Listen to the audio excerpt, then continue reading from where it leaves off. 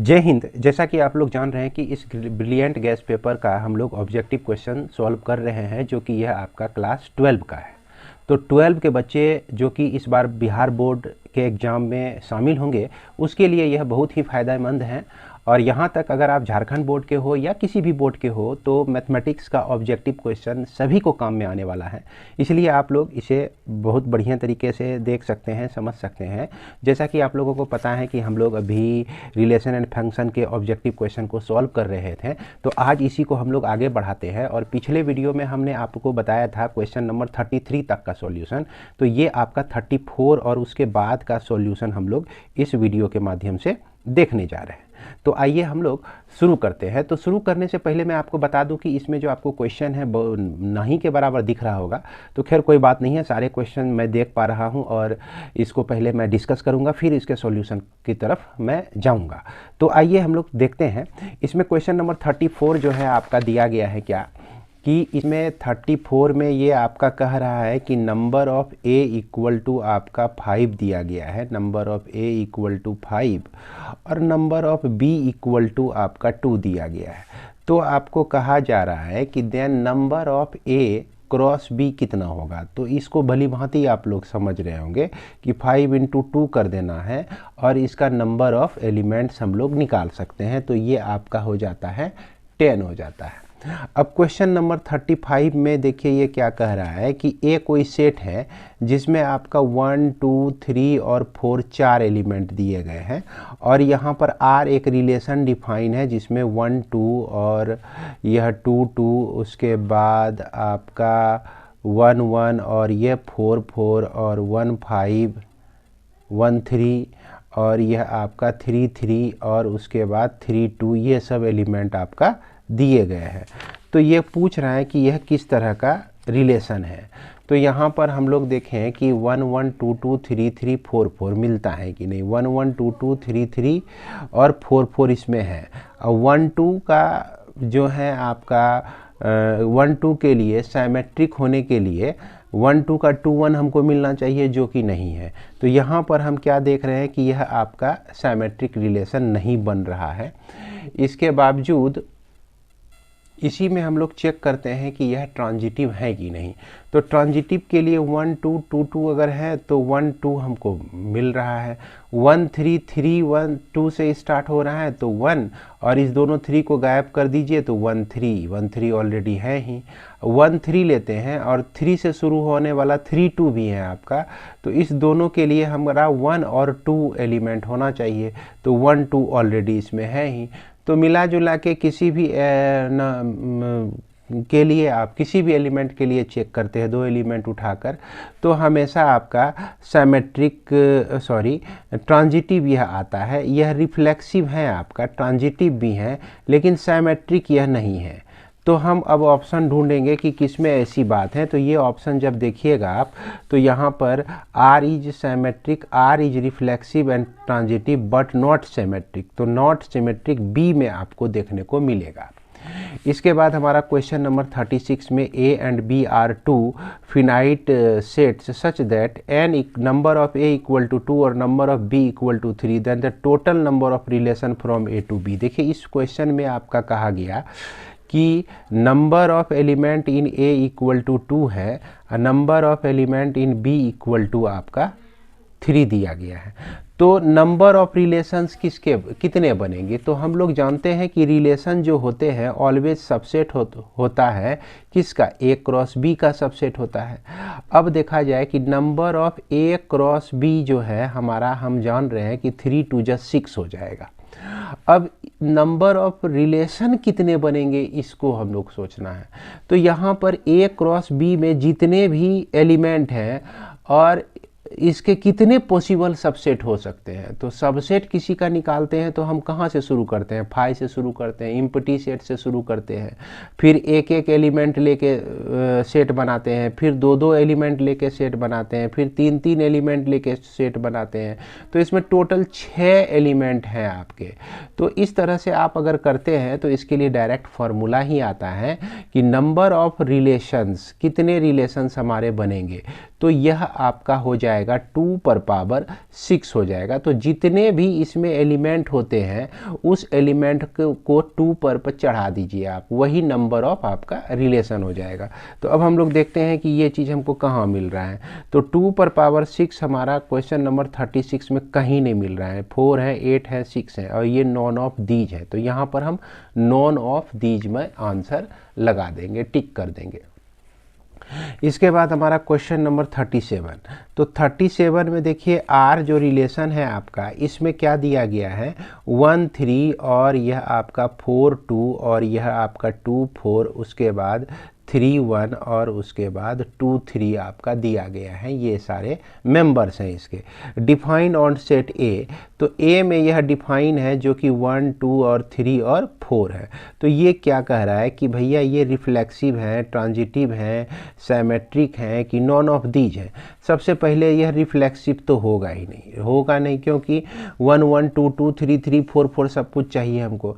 Symmetric होने के लिए 1 3 है तो 3 1 हमको मिलता है, 2 4 2 है तो 2 4 मिलता है, लेकिन 2 3 है तो 3 2 हमको इसमें नहीं मिलता है। तो इसीलिए यह जो है सिमेट्रिक भी नहीं है।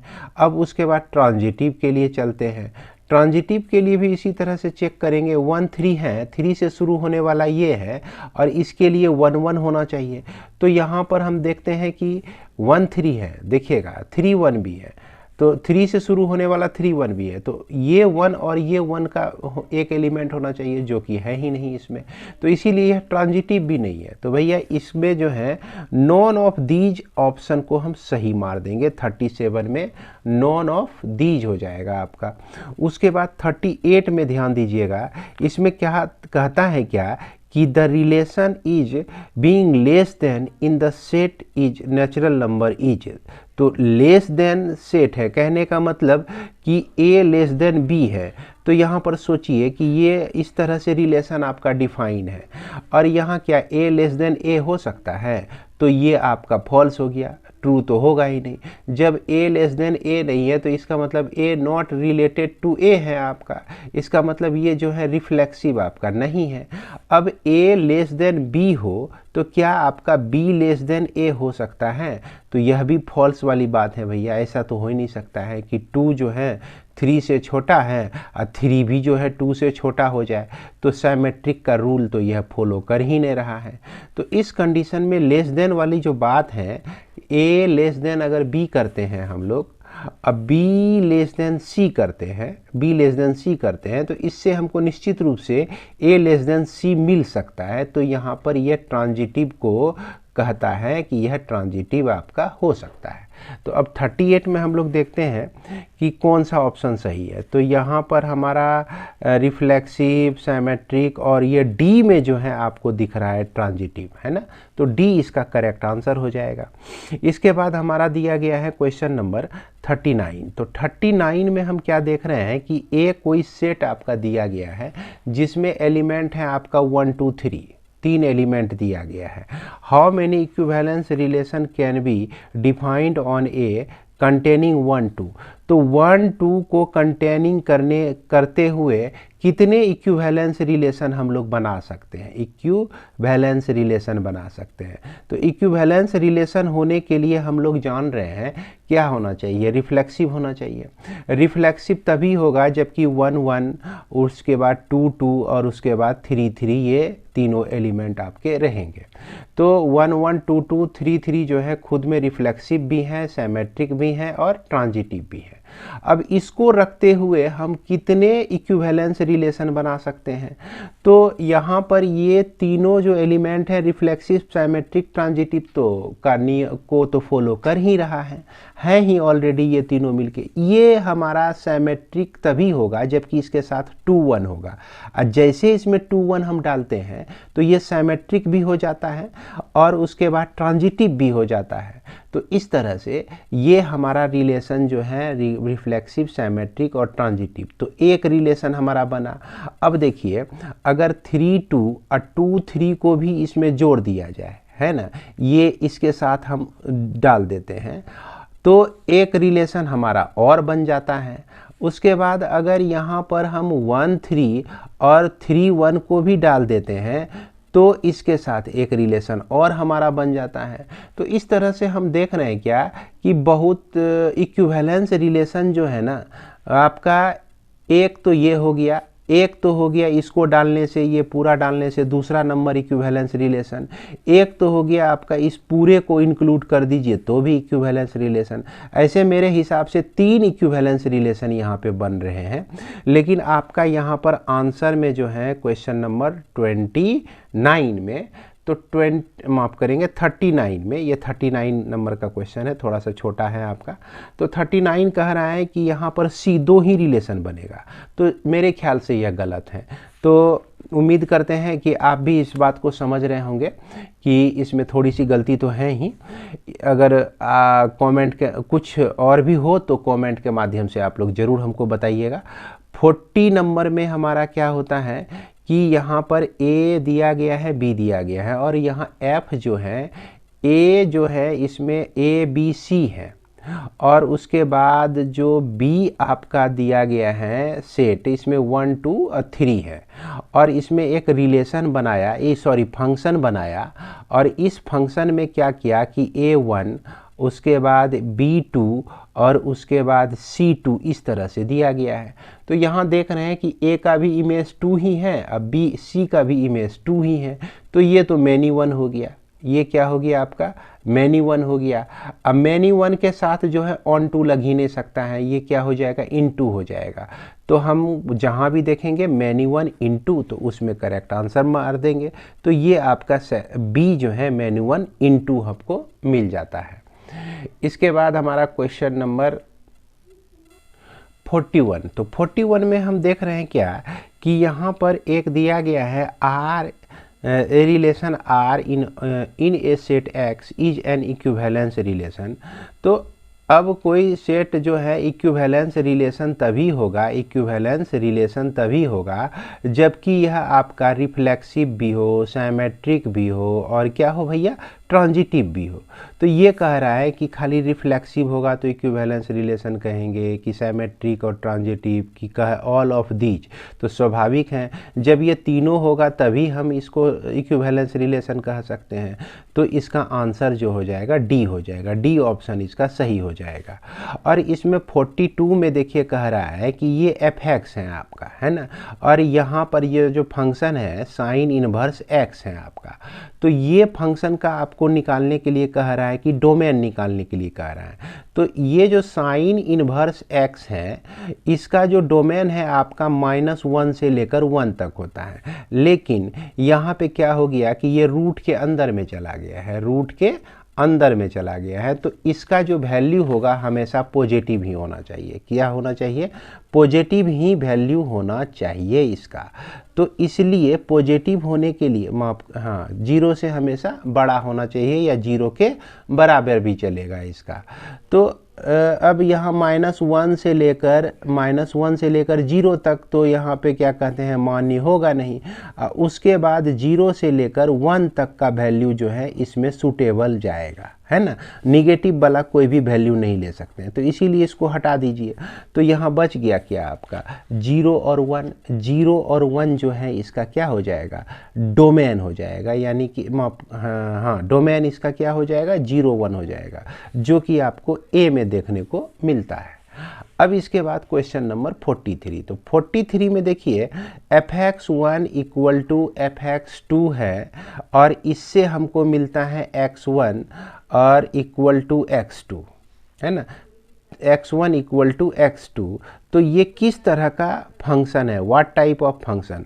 तो इस तरह का चीज़ आपको बार बार हमने बताया होगा, पिछले अगर वीडियो को देखते होंगे शुरू से आप तो इस तरह का कंडीशन जो है 1 1 के लिए है। 1 1 के लिए यह टेस्ट भी है आपका, इसी के आधार पर हम किसी फंक्शन को 1 1 बोलते हैं, कहते हैं।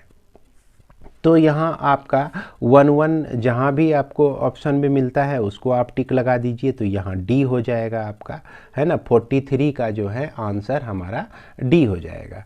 इसके बाद हम लोग देखते हैं 44। तो 44 में हमको देखने को मिल रहा है क्या कि then number of all the one and one function from the set is to itself. तो यहाँ पर एक सेट आपका दिया गया है जिसमें ए बी सी और डी है आपका, और दूसरा सेट भी यही चीज़ दिया गया है आपका।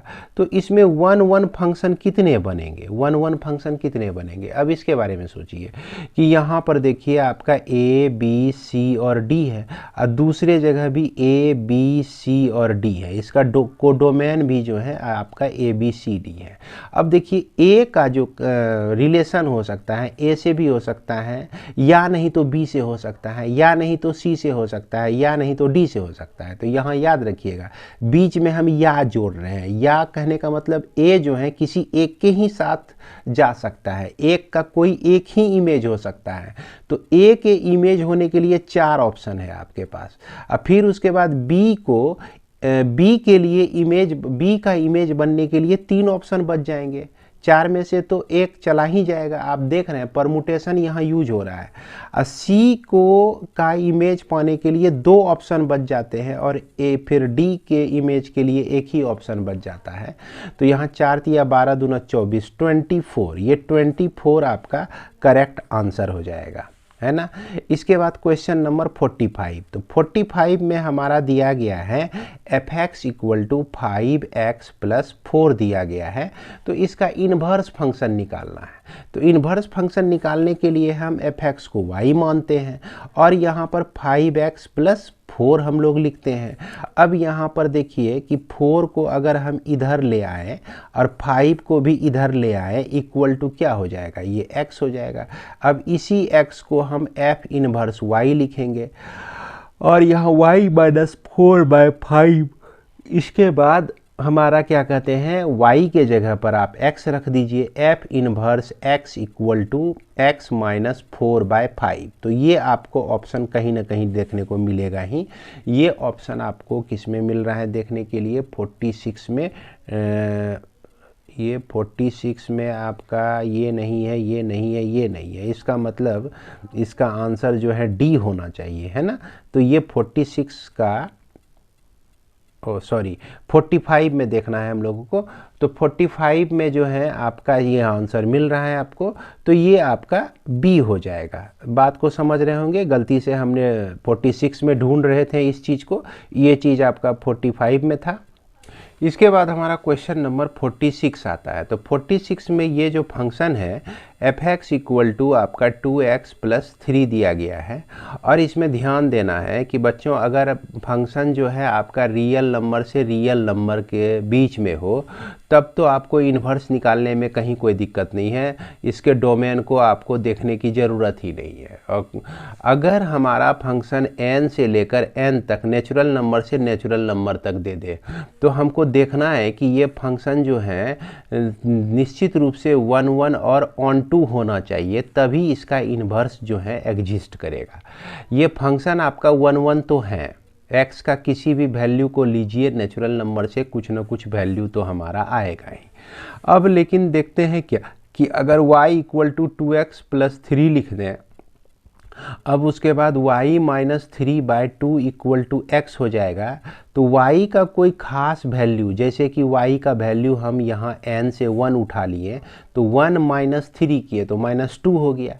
अब -2/2 जो कि -1 आता है, तो -1 तो जो है x में एग्जिस्ट करता ही नहीं है। -1 जो है x का एलिमेंट करता ही नहीं, x का एलिमेंट ही नहीं है। फॉर किसके लिए, y इक्वल टू 1 के लिए। y इक्वल टू 1 लेते हैं तो -1 एग्जिस्ट नहीं करता है, तो इसका मतलब ये ऑन टू है ही नहीं। जब ये ऑन टू है ही नहीं तब इन्वर्स तो इसका एग्जिस्ट करेगा ही नहीं। इसीलिए हमारा यहाँ जो होता है डी करेक्ट आंसर हो जाएगा, नॉट डिफाइंड हो जाएगा, है ना। ध्यान रखिएगा, ये आपका क्या हो जाएगा, नॉट डिफाइंड हो जाएगा, है ना। इस तरह का प्रॉब्लम बच्चों को फंसाने के लिए ज़रूर पूछा जाता है कि बच्चे परेशान हो। इसके बाद हमारा क्वेश्चन नंबर 47। तो ये 47 की बात हम लोग करते हैं। 47 में आपको निकालना है इन्वर्स फंक्शन, और यहाँ पर ये इन्वर्स फंक्शन सिर्फ निकालने के लिए कहा है, तो यह रियल वैल्यूड फंक्शन ही इसको हम लोग को समझना है, यानी कि रियल नंबर जो है डोमेन है, कोडोमेन भी इसका रियल नंबर ही है।